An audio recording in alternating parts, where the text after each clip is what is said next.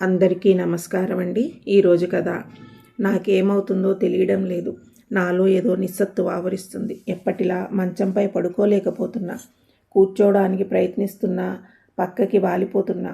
ఊపిరాడక నాలో నేనే సతమతమైపోతుంటే దేవుడిలా కనిపించాడు. నా గది ముందు తచ్చాడుతూ నా కొడుకు.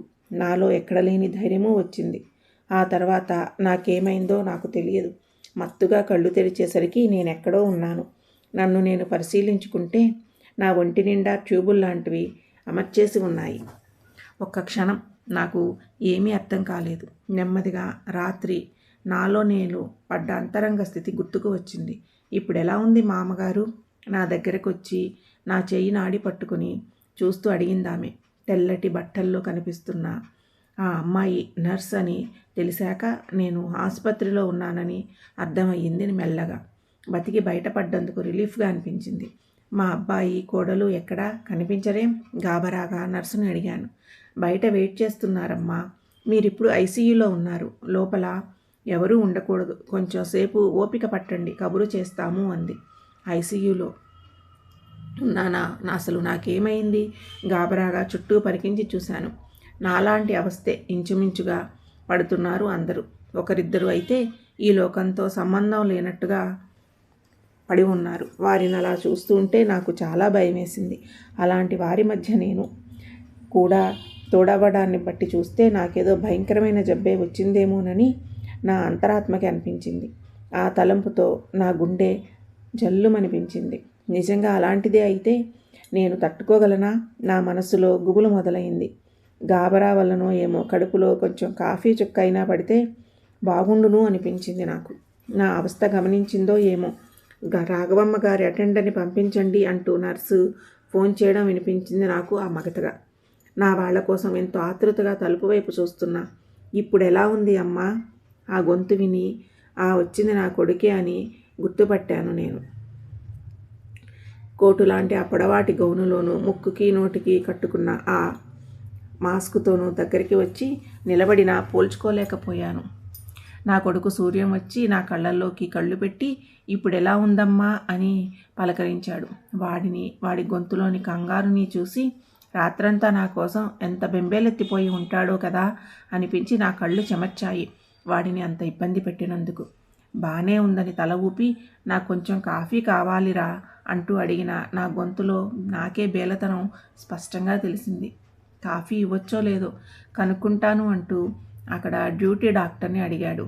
లిక్విడ్స్ ఏమీ పట్టకూడదు, పోనీ అడుగుతున్నారు కాబట్టి ఈ మాత్రం కన్నా ఎక్కువ ఇవ్వకండి అంటూ వేళ్లతో కొలత చూపించాడు డాక్టరు. నా కొడుకు కాఫీ తెస్తానని బయటికి వెళ్ళగానే దానికోసం ఎదురు చూస్తూ నీరసంగా కళ్ళు మూసుకున్నాను. అత్తయ్య గారు అంటూ తట్టి లేపింది నా కోడలు సంధ్య. ఆ పొడబాటి గౌనులోనూ ముక్కుకున్న మాస్కులోనూ భలే చిత్రంగా కనిపించింది. అసలు లోపలికి వస్తున్న వాళ్ళు అంతా అవెందుకు ధరిస్తున్నారు? బహుశా మా జబ్బులు వాళ్ళకి అంటుకోకుండా ఆసుపత్రి వాళ్ళు ఏర్పాటు చేశారు కాబోలు ఇవన్నీ అనిపించింది నా బుర్రకి. నీరసించిన నా ముఖంలోకి తొంగి చూస్తూ కాఫీ కావాలని అడిగారట కదా, లేచి తాగగలరా? కోడలు అడిగేసరికి కాఫీ తాగేయాలి అన్న ఆత్రంతో లేవడానికి ప్రయత్నించాను కానీ నా వల్ల కాలేదు.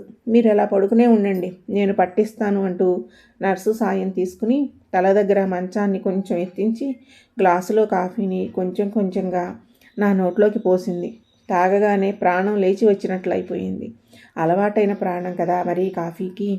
నుదుటిపై పడిన నా తల వెంట్రుకలని వెనక్కి లాగి ఏమీ ఆలోచించకుండా స్థిమితంగా పడుకోండి, మీకేమీ కాలేదు, ధైర్యంగా ఉండండి అంటూ నాతో 4 మాటలు మాట్లాడి నాలో కొత్త జీవాన్ని నింపింది. నా పనులు నేనే చేసుకోవాలని ధోరణిలో ఉండే నా కోడలు ఇలాంటి కష్ట సమయాల్లో మాత్రం వెనకడుగు వేయకుండా నాకు సేవ చేయడానికి తన కుడి చేయి ఎడమ చేయి అని ఆలోచించదు. మధ్యాహ్నం భోజనం తీసుకుని మళ్ళీ వస్తానంటూ వెళ్తూ నా ఒంటి మీద బట్టలు సర్ది నడుము కింద జరిగిన అండర్ ప్యాడ్స్ని సరిచేసి మరీ వెళ్ళింది. ఆ సాయంత్రం చూడడానికి వచ్చిన కొడుకు సూర్యాన్ని అడిగాను, అసలు నన్ను ఎందుకు జాయిన్ చేశారు, నాకేం అయ్యింది అని. సూర్యం నా కళ్ళలోకి చూడలేక పొంగిన నా పాదాలను రాస్తూ చెప్పాడు, నాకు షుగర్ ఎక్కువ అవ్వడం వలన నా కిడ్నీలు దెబ్బతిన్నాయి అని. అప్పుడప్పుడు డయాలసిస్ చేయించుకుంటూ ఉంటే నయమైపోతుంది అని. ఆ మాట వినగానే నా ఒంట్లో ఏదో పిరికితనం ఆవరించింది. భయంతో వణికిపోయాను.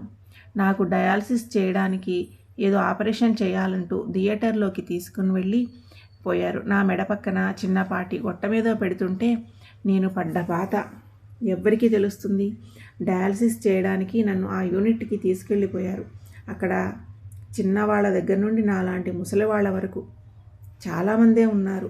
డయాలసిస్ చేయించుకోవడం పూర్తయిన వాళ్ళు వాళ్ళంతటా వాళ్ళు లేచి నడిచి వెళ్ళిపోతూ ఉంటే నేను కూడా అలా లేచి వెళ్ళగానే ధైర్యం వచ్చింది నాలో వాళ్ళని చూసిన తరువాత. నన్ను ఐసీయూ నుంచి రూమ్లోకి మార్చారు.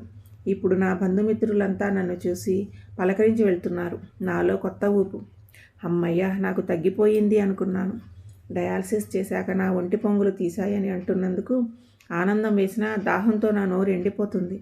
నీళ్లు కావాలని కోడలిని అడిగితే నా గొంతులో పోస్తున్న నీటిని చటుక్కున వచ్చి తీసేసుకుంది నర్సు.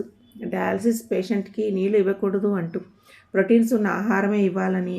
నా నోట్లో ఎంత పడితే ఏం లాభం? గుక్కెడు నీళ్లు తాగలిగితేనే కదా గొంతు దిగేది. నోటికేమీ రుచించడం లేదు.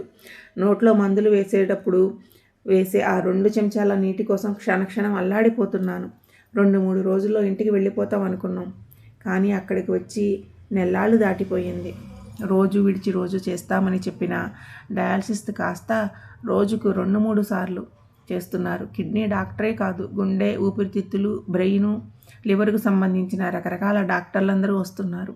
ఎవరికి వాళ్ళు ఇంకా ఏవేవో టెస్టులు చేయాలంటూ మందులు రాసుకుపోతున్నారు. వారిని అనుసరిస్తూ నాలో జబ్బులు ధృవీకరణ కోసం నా రక్తాన్ని సిరింజర్లతో తోడేస్తూ నా నరాలన్నీ కుళ్ళబొడి చేస్తున్నారు. దానికి తోడు నేను ఎటూ కదలలేని స్థితిలో ఉన్నానేమో. నా నడ్డి కిందంతా గాలి తగలక చురుకు చురుకుమంటున్న మంటలు. నన్ను పక్కకి తిప్పి పడుకోబెట్టాలనే నా వాళ్ళ ప్రయత్నానికి నేను సహకరించలేకపోతున్నాను. నా బాధ భరించలేకపోతున్నాను. ప్రతిరోజు నా కోసం పిచ్చోళ్లా తిరుగుతున్న కొడుకు కోడలని చూస్తుంటే జాలి వేస్తుంది. నన్ను ఇంటికి తీసుకెళ్ళిపోతే బాగుండును అని నా మనసుకి అనిపించింది. నోరు పెగలక చెప్పలేకపోతున్నాను నా బాధని. చేతుల సంజ్ఞతో చెప్పాలనిపించింది. నా చేతులు కూడా కదలలేని స్థితిలో ఉన్నాయి. భీష్ముల వారు తన చావు కోసం ఉత్తరాయణంలోని ఏకాదశిగా నిరీక్షిస్తూ అంపసైపై బాధపడినట్లే ఉంది రాఘవమ్మ పరిస్థితి కూడా. నేను నిద్రలో ఉన్నాననుకుని ఎవరో బంధువు అంటున్న మాటలు నాకు వినబడుతూనే ఉన్నాయి ఆ మగతలో కూడా. అంటే నా జీవితం ఇంకా ముగింపుకి వచ్చేస్తుందన్నమాట. నాలో బతుకుతానన్న ఆశ పూర్తిగా పోయింది. ఇప్పటికైనా నన్ను ఇంటికి తీసుకెళ్ళిపోతే బాగుండును. నా మనసు మూగగా రోధిస్తుంది. నాలో ఏమైందో ఏమో. నన్ను రూమ్ నుంచి ఐసీయూకి తీసుకువెళ్ళాలంటూ హడావుడిగా పడుతున్నారు అందరూ. మంచం మీద ఉన్న నన్ను అటు నలుగురు ఇటు నలుగురు పట్టుకుని మొయ్యలేక స్ట్రక్చర్ మీద ఎత్తి కుదేశారు.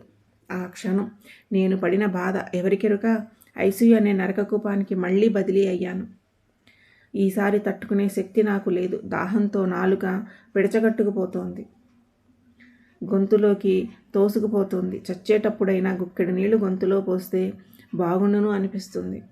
సూర్యం పూర్వం తన వారికి ప్రాణం పోతోంది అని తెలియగానే వారికి ఇష్టమైన వంటకాలన్నీ నోటికి తాకించేవారు. ఆప్తులైన ఆ ఇంటిల్లపాది ఇంటి ముంగింట్లో మంచం చుట్టూ చేరి కడచూపు కోసం తప్పించేవారు, పోయిన వాళ్ళ ఆత్మ శాంతించాలి అని. ఇప్పుడు ఈ ఐసీయూ చావులు వచ్చాక నోట్లో గుక్కడు నీళ్లు కాదు కదా, వాళ్ళకెవరూ కనిపించక ఎవరూ లేని అనాథ చావాల్సి వస్తుంది. ప్రాణం లేని శరీరాన్ని కూడా ప్రాణం ఉన్నట్టుగా వెంటిలేటర్లతో బొమ్మలాటలాడిస్తున్న ఆసుపత్రుల వ్యాపారానికి ఎందుకిలా తల ఉంచుతున్నారో. ఇప్పుడు నా పరిస్థితి ఏమవుతుందో. ఓ సూర్య, నాకు వచ్చిన జబ్బు ఇంత భయంకరమైనదని తెలిసి కూడా నాకెందుకింత ఖర్చు పెట్టి వైద్యం చేయించావు? నేను బతికించుకుందామన్న ఆశతోనే కదా. బతకనన్న నిజం తెలిసినప్పుడైనా నన్ను మన ఇంటికి తీసుకెళ్ళిపోయి ఉంటే బతికిన 4 రోజులైనా మీ మధ్య మిమ్మల్ని చూస్తూ తృప్తిగా తనువు చాలించేదాన్ని. దేవుడా, నువ్వే నాకు దిక్కు. ఈ నరకం నుండి స్వర్గానికి తీసుకొని వెళ్ళిపో. నాలో ఎక్కడో ఇంకా మిణుకుమిణుకుమంటున్న ప్రాణంతో వేడుకుంటున్నాను. నా మొర ఆలకించాడేమో ఆ దేవుడు. రమ్మని పిలుస్తున్నాడు నన్ను. నేను వెళ్ళిపోతున్నా. వెళ్లే ముందు మన వాళ్ళందరినీ కళ్ళారా అయినా చూసుకోలేకపోతున్నాను ఈ ఐసీయూలో ఉన్న మూలంగా. మీరంతా నా దగ్గర లేకుండా ఎక్కడికి వెళ్ళిపోయారు? కనీసం మీ గొంతైనా చెవులకు సోకుతుందేమో అని చెవులు రెక్కించాను. నా చివరి కోరిక తీరనైనా లేదు. ఈ దేహం ఇంకా ఇలాగే ఉంటే నన్ను నేను ఓర్చుకోవడం నా తరం కావడం లేదు. అందుకే నా ఆత్మ నా దేహాన్ని వదిలి దూదిపింజాలాగా అలా అలా తేలిపోతూ ఉంది. మరో జన్మంటూ ఉంటే మిమ్మల్ని కలుస్తానో లేదో సెలవా మరి.